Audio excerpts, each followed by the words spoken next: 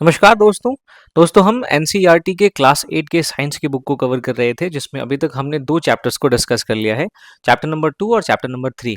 जो हमारा पहला चैप्टर था उसमें जो इस पूरे बुक में कौन-कौन सी बातें डिस्कस की गई है उसके बारे में बताया गया था, तो वो हमारे एग्जाम के पॉइंट ऑफ व्यू से इंपॉर्टेंट नहीं था, इसलिए मैंने उसको स्किप किया था। और दो चैप्टर जो चैप्टर नंबर 2 और 3 अभी तक हम कवर कर चुके हैं और आज हम चैप्टर नंबर 4 को कवर करेंगे और इसमें विद्युत धारा के जो चुंबकीय और तापीय प्रभाव हैं इसके बारे में बात करेंगे। अलग-अलग प्रकार की सेल के बारे में बात करेंगे कि आखिरकार बैटरी से विद्युत ऊर्जा कैसे उत्पन्न होती है। तो आई एम योर दोस्त Rahul Sharma and I welcome you all to Rahul Sharma education. सबसे पहले हम बात करते हैं विद्युत धारा के चुंबकीय प्रभाव के बारे में। लेकिन उससे पहले अगर दोस्तों आपने वीडियो को लाइक नहीं किया है तो लाइक कर दीजिए, आपने चैनल को सब्सक्राइब नहीं किया है तो सब्सक्राइब कर लीजिए। दरअसल जब भी किसी चालक में, चालक का मतलब कोई ऐसा पदार्थ जिससे होकर विद्युत धारा प्रवाहित हो सकती है, जब भी किसी चालक में विद्युत धारा प्रवाहित होती है तो उस चालक के चारों तरफ एक चुंबकीय क्षेत्र का उत्पन्न हो जाना ही विद्युत धारा का चुंबकीय प्रभाव है। दरअसल जो एक मान लीजिए ये चालक है, ठीक है, इसमें से होके विद्युत धारा प्रवाहित हो रही है, तो इसके चारों तरफ के कुछ एरिया में आप देखेंगे जो चुंबकीय प्रवाह है उसको महसूस किया जा सकता है और इसको आप कंपास का इस्तेमाल करके देख सकते हैं। कंपास की जो सुई है वो विक्षेपित होने लग जाती है। चुंबकीय क्षेत्र क्या होता है? तो चुंबकीय क्षेत्र किसी भी धारावाही तार के चारों तरफ का वो क्षेत्र होता है जहां तक हम विद्युत धारा के चुंबकीय प्रभाव को हम अनुभव कर पाते हैं, तो ये चुंबकीय क्षेत्र होता है। अब ये जो विद्युत धारा का चुंबकीय प्रभाव है इसके कई सारे उपयोग हैं, चाहे वो विद्युत घंटी बनाने में हो, चाहे विद्युत मोटर बनाने में हो, विद्युत चुंबक बनाने में हो या विद्युत पंखा बनाने में हो, इसके अलावा लाउड स्पीकर बनाने में हो, कई सारे ऐसे विद्युत धारा के चुंबकीय प्रभाव के उपयोग हैं जिसकी वजह से दैनिक जीवन में हम इस कॉन्सेप्ट का हम इस्तेमाल करते हैं। अब विद्युत धारा के चुंबकीय प्रभाव के बारे में सबसे पहले जो वैज्ञानिक है हैंस क्रिश्चियन ऑर्स्टेड, इन्होंने खोज किया था।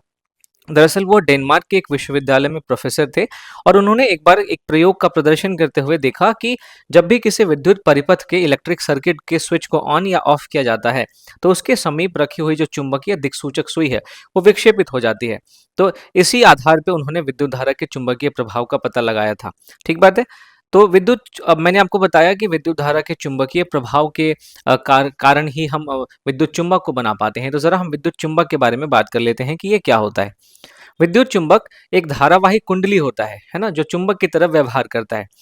अब देखिए, जैसे ये जो आप देख सकते हैं, ये जो कुंडली है, धारावाही कुंडली, इसके बीच में एक लोहे का क्रोड भी लगाया गया है। ये क्रोड इसलिए लगाया जाता है ताकि जो चुंबक है वो ज्यादा प्रबल हो। तो यही धारावाही कुंडली को हम विद्युत चुंबक कहते हैं। और जब इस धारावाही कुंडली से विद्युत धारा प्रवाहित होती है तो फिर हम देखते हैं कि ये कुंडली एक चुंबक की तरह व्यवहार करने लग जाती है और इसी को हम विद्युत चुंबक कहते हैं। अब जिस तरीके से चुंबक में दो ध्रुव होते हैं, नॉर्थ पोल और साउथ पोल, दक्षिणी ध्रुव और उत्तरी ध्रुव, उसी तरीके से विद्युत चुंबक में भी दो ध्रुव होते हैं, आपको ध्यान में रखना है। और विद्युत धारा की जो माफ कीजिएगा जो विद्युत धारा है, विद्युत धारा के बारे में दो चार चीजें आपको ध्यान में रखनी है। सबसे पहली कि विद्युत धारा की प्रबलता कई सारी बातों पर निर्भर करती है। जैसे जो विद्युत धारा जितनी ज्यादा तेज होगी किसी भी चालक का चुंबकीय क्षेत्र उतना ज्यादा मजबूत होगा। जो मैंने आपको विद्युत चुंबक के बारे में ये जो कुंडली दिखाई है, इस कुंडली में आप देखें तो जितनी ज्यादा फेरों की संख्या होगी चुंबकीय क्षेत्र उतना ज्यादा मजबूत होगा। यानी कि ये जो स्पाइरल है इसमें जितने ज्यादा स्पाइरल होंगे आपका चुंबकीय क्षेत्र उतना ज्यादा मजबूत होगा। और तीसरी चीज, अगर विद्युत धारा की दिशा को हम उल्टा कर दें तो विद्युत चुंबक के ध्रुव भी उल्टे हो जाते हैं। कहने का मतलब, ये मान लीजिए एक विद्युत चुंबक है, ये इसका नॉर्थ पोल है, ये इसका साउथ पोल है। अब यहाँ से विद्युत धारा एंटर कर रही है, पॉजिटिव टर्मिनल से हमेशा आपको पता होना चाहिए कि विद्युत धारा निकलती है और नेगेटिव टर्मिनल से एंटर करती है। अब अगर हमने क्या किया, जो पॉजिटिव टर्मिनल है उसको हम इस साइड कर दें और नेगेटिव टर्मिनल को इस साइड कर दें, तो विद्युत धारा के दिशा में अगर हम परिवर्तन कर दें तो जो चुंबक है उसका ध्रुव भी परिवर्तित हो जाता है, ध्रुव भी उसका उल्टा हो जाता है। तो ये चीज आपको ध्यान में रखनी है। तो दोस्तों ये हमने बात करी विद्युत चुंबक के बारे में। एक लिफ्टर इलेक्ट्रिक मैग्नेट भी होता है जो कि आप जो कार स्क्रैपर्स जो होते हैं उनमें आपको देखने को मिलेगा कि इस्तेमाल किया जाता है। वहाँ पे आप देखेंगे जहाँ पे जो पुरानी कार है उनका जो भंडारण किया जाता है वहीं पे आपको एक ये क्रेन देखने को मिलेगा और उस क्रेन में यही उत्थापक विद्युत चुंबक यानी लिफ्टर इलेक्ट्रिक मैग्नेट लगा होता है, जो कि विद्युत धारा के चुंबकत्व के माध्यम से नियंत्रित किया जाता है।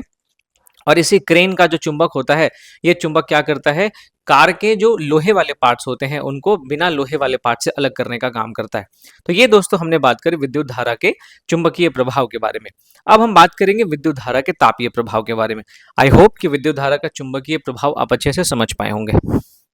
चलिए, अब हम बात करते हैं विद्युत धारा के तापीय प्रभाव के बारे में। देखिए, जिस तरीके से किसी भी चालक के से होके विद्युत धारा प्रवाहित होती थी, तो उसके चारों तरफ एक चुंबकीय क्षेत्र का डेवलप होना, चुंबकीय विद्युत चुंबक जो है उसका चुंबकीय प्रभाव कहलाता था। उसी तरीके से जब भी किसी चालक से विद्युत धारा प्रवाहित होती है, तो वो चालक गर्म हो जाता है और इसी को हम विद्युत धारा का तापीय प्रभाव कहते हैं।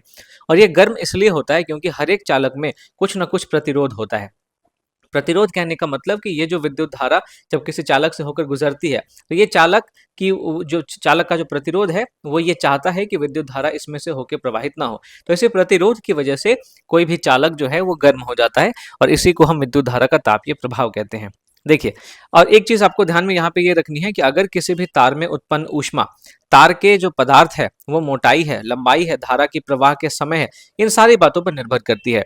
कहने का मतलब ये अगर एक तार है, तो इसमें जो उत्पन्न ऊष्मा है, यानी ये तार कितना गर्म होगा, ये कई सारी बातों में निर्भर करता है।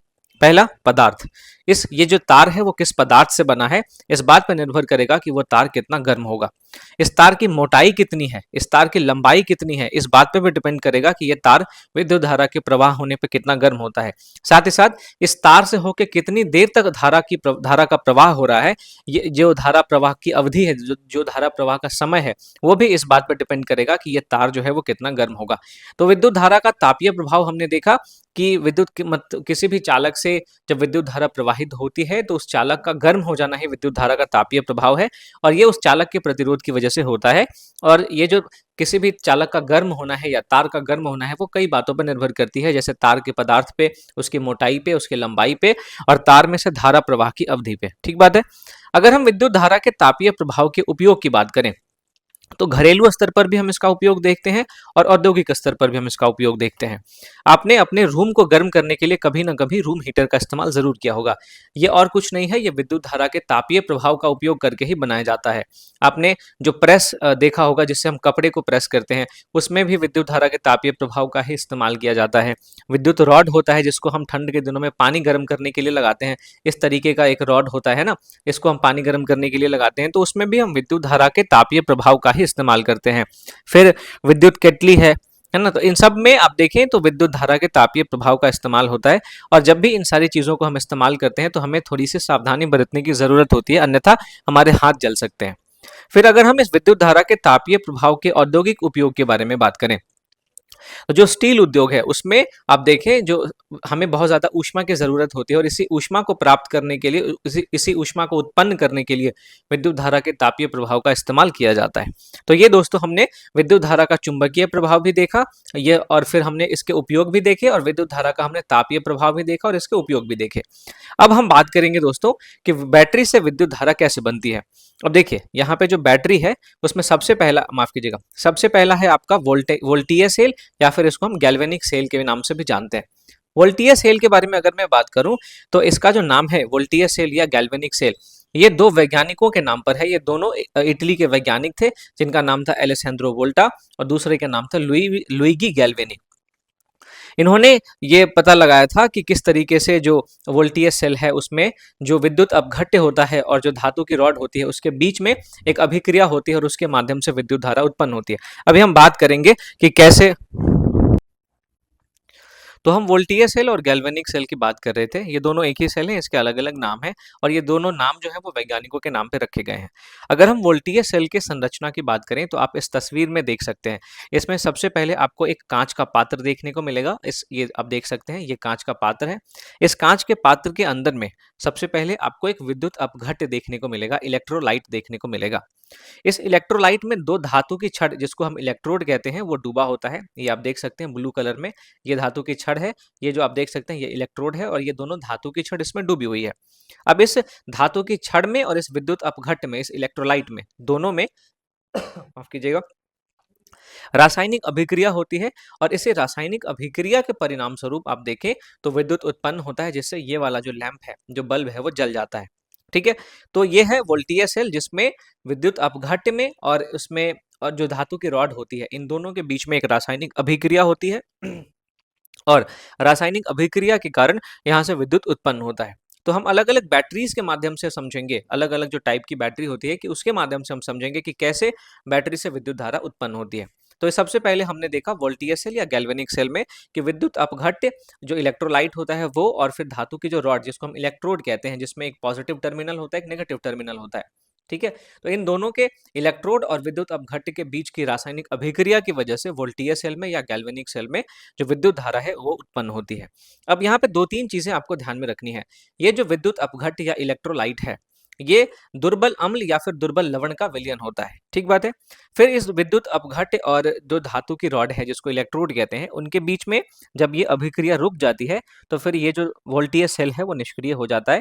अब चूंकि ये जो सेल है ये हमारे दैनिक जीवन के लिए सुविधाजनक नहीं है, इसलिए जो वोल्टीय सेल या गैल्वेनिक सेल है, इसके अलावा भी कई प्रकार के सेलों का निर्माण किया गया है। इसके बारे में अभी हम बात करेंगे, लेकिन यहाँ पे आपको ये देखना है कि वोल्टीय सेल में जो धातु के कुछ सामान्य जोड़े होते हैं उनका इस्तेमाल किया जाता है। मैंने बताया आपको, ये एक कांच का बर्तन है, इसके अंतर्गत ये इलेक्ट्रोलाइट है, विद्युत अपघट्य पदार्थ है, और इसमें दो रॉड का इस्तेमाल किया जाता है जिसमें एक पॉजिटिव टर्मिनल होता है, एक नेगेटिव टर्मिनल होता है। तो वोल्टीय सेल को बनाने के लिए धातु के कुछ सामान्य जोड़े जिनका इस्तेमाल किया जाता है उनमें है जस्ता या तांबा, फिर जस्ता या चांदी, एल्यूमिनियम या तांबा, लोहा या तांबा, ऐसे कई सारे जोड़े हैं जिनका इस्तेमाल पॉजिटिव और नेगेटिव टर्मिनल के जोड़े के रूप में किया जाता है। जैसे जो तांबा है, तांबे जैसी धातुओं की जो रॉड होती है वो धनात्मक इलेक्ट्रोड की भांति कार्य करती है, और जबकि जस्ते जैसी धातुएं जो होती है वो ऋणात्मक इलेक्ट्रोड की भांति कार्य करती है। अब ऐसा उनके रासायनिक गुणधर्म के कारण होता है, और ऐसा क्यों होता है इस पूरे प्रोसेस को हम आगे के चैप्टर्स में समझेंगे। तो ये दोस्तों सबसे पहले हमने बात करी वोल्टीय सेल या गैल्वेनिक सेल के बारे में कि उसमें किस तरीके से विद्युत धारा उत्पन्न होती है। दूसरा सेल है शुष्क सेल, ड्राई सेल इसको कहते हैं। इसमें कैसे विद्युत धारा उत्पन्न होती है हम इसके बारे में बात करते हैं। देखिए, जिस तरीके से वोल्टीय सेल या गैल्वेनिक सेल में जो विद्युत अपघट्य था वो द्रव था, तो शुष्क सेल में आपको विद्युत अपघट्य द्रव नहीं देखने को मिलेगा, बल्कि एक गाढ़ा नम लेई के जैसा आपको पदार्थ देखने को मिलेगा। इसलिए इसका नाम शुष्क सेल है, क्योंकि इसमें जो विद्युत अपघट्य होता है वो वोल्टीय सेल की तुलना में शुष्क होता है। आप इस तस्वीर को देखिए, यहाँ पे आप ये जो देख रहे हैं, ये जो है पूरा जो आपको हल्का सा ग्रे कलर में दिख रहा होगा, ये है आपका इलेक्ट्रोलाइट। अब चूंकि ये इलेक्ट्रोलाइट द्रव अवस्था में नहीं होता, इसलिए हम इस सेल को शुष्क सेल कहते हैं। अब ये जो शुष्क सेल है, इसमें जो जस्ते का पात्र होता है वो नेगेटिव टर्मिनल होता है, जो कि आप यहाँ पे तस्वीर में देख सकते हैं। जो जिंक है, आप यहाँ पे जो सफेद कलर का है, ये जो है जिंक, ये नेगेटिव टर्मिनल, और कार्बन की जो रॉड होती है, ये आप जो काला रंग से देख सकते हैं, ये कार्बन की जो रॉड है, ये आपका पॉजिटिव टर्मिनल का काम करता है। और शुष्क सेल ऐसा सेल होता है जिसको हम एक बार ही इस्तेमाल कर सकते हैं। आपने अपने टॉर्च में इस बैटरी को जरूर देखा होगा, आपने अपनी घड़ियों में इस बैटरी को जरूर देखा होगा। आपकी घड़ियों में इसी शुष्क सेल का इस्तेमाल होता है। तो जब आपकी घड़ी की बैटरी खत्म हो जाती है तो आपको बैटरी चेंज करनी पड़ती है। तो ये शुष्क सेल है, इसलिए चूंकि इनको एक बार में उपयोग एक बार ही उपयोग किया जा सकता है, इनको बार बार उपयोग नहीं किया जा सकता, इसलिए हमें अपनी घड़ियों में या टॉर्च में बैटरी को बदलना पड़ता था। तो ये दूसरा शुष्क सेल है जिसमें हम ये देखते हैं कि जो विद्युत धारा है वो कैसे उत्पन्न होती है, और इसमें जो विद्युत अपघट्य होता है वो द्रव नहीं होता, बल्कि एक गाढ़ी नम लेई के जैसा होता है। फिर अगला है रिचार्जेबल बैटरी। रिचार्जेबल बैटरी जो है ये अभी हम वर्तमान समय में इस्तेमाल कर रहे हैं। रिचार्जेबल बैटरी के नाम से ही पता चल रहा है कि इसको बार बार चार्ज करके उपयोग किया जा सकता है, लेकिन ये भी हमेशा के लिए उपयोग में नहीं लाई जा सकते। मतलब जब हम इसको बार बार रिचार्ज करते हैं तो फिर इसकी जो अंदर की क्षमता है वो धीरे धीरे कम होने लगती है। रिचार्जेबल बैटरी का इस्तेमाल आप देखें तो हम लैपटॉप में करते हैं, घड़ियों में करते हैं, इन्वर्टर में करते हैं, है ना। तो ये सारी चीजें हैं जो कि आपको ध्यान में रखनी है। फिर हम अब यहाँ पे एक और चीज़ यहाँ पे बताई गई है कि जो वर्तमान में पुनः आवेशनीय बैटरियाँ, यानी कहने का मतलब जो रिचार्जेबल बैटरीज हैं, उनमें सबसे ज़्यादा जो यूज़ होने वाली बैटरी है वो है लिथियम आयन बैटरी। ये उन सभी युक्तियों में पाई जाती है जिनमें बैटरी लगानी पड़ती है। इन बैटरियों में लिथियम और कोबाल्ट जैसी विशेष धातुएं उपयोग में लाई जाती है। जो लिथियम आयन बैटरीज होती हैं उनमें लिथियम और कोबाल्ट जैसी विशेष धातु उपयोग में लाई जाती है। अब चूंकि लिथियम और कोबाल्ट जैसी धातुओं का खनन और संसाधन विश्व के सीमित क्षेत्रों में ही है, इसलिए ये जो लिथियम आयन बैटरी है, ये आप देखें तो बहुत ही एक महंगी अब देखें बैटरी आपको देखने को मिलेगी, और ये एक नई प्रौद्योगिकी है।